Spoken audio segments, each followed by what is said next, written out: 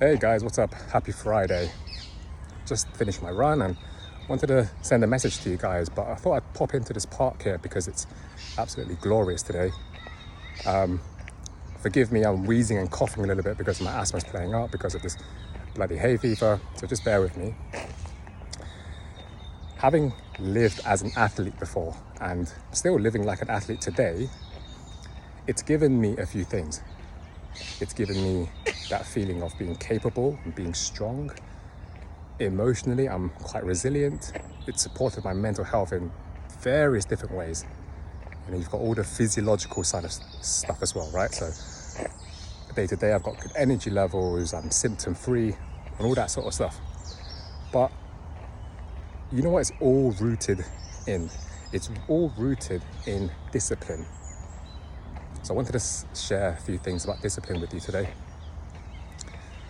Discipline without a personalized plan is nothing. I could be the most disciplined person in the world, but with my goal of improving my French, I'm not going to get very far. Yes, I can listen to podcasts and pick up books and watch the odd TV series here and there, and sure, it might help me a little bit, but I'm not going to get very far. I've got all of these options around me. What I really need is a step-by-step guide. And this is where something like Duolingo has been pretty transformational for me. It's assessed me for where I am and it's given me a step-by-step roadmap to grow into, for my disciplined side to shine and come through. It's given me that structure. So I don't need to think about where I turn to improve my French. It's my Duolingo. It's also given me accountability. In fact, just last night, after the Man United game, come on United, it told me, hey Danny, you haven't done your 5-minute session yet. There I was, wanting to go to bed, having to pull up the app, and I got my 5-minute session done. So, if you know you're a disciplined person inside, maybe you've been disciplined in health and fitness before, maybe you haven't, maybe you're just disciplined in other areas of your life, finances, relationships, reading. Just know that.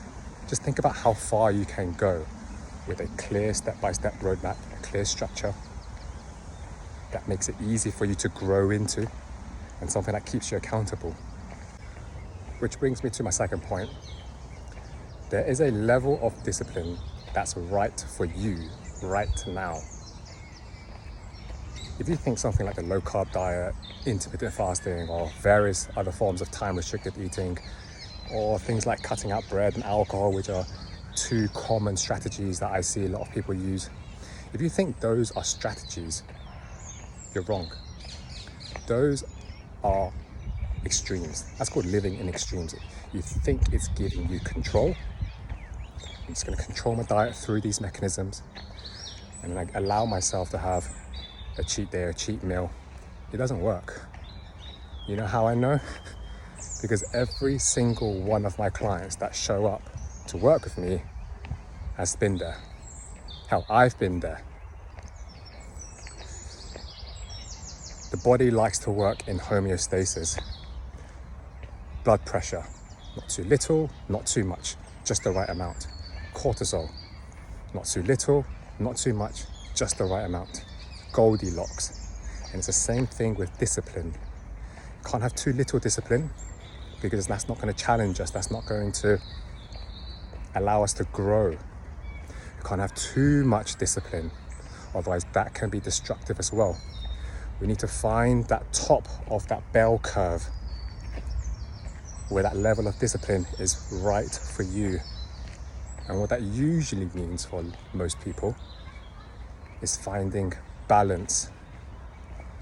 Because balance is the enemy of perfect.